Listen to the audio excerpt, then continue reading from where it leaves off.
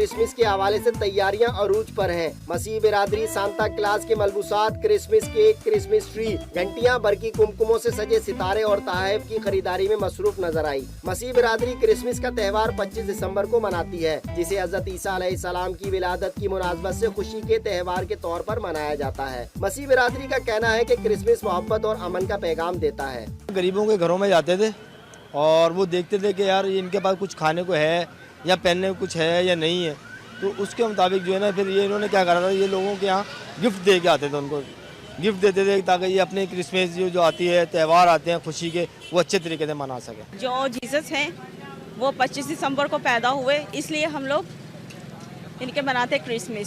इसलिए मैं अपने यानी कि सबको कहना चाहती हूँ, सब मसीहियों को कहना चाहती हूँ, happy Christmas and merry Christmas.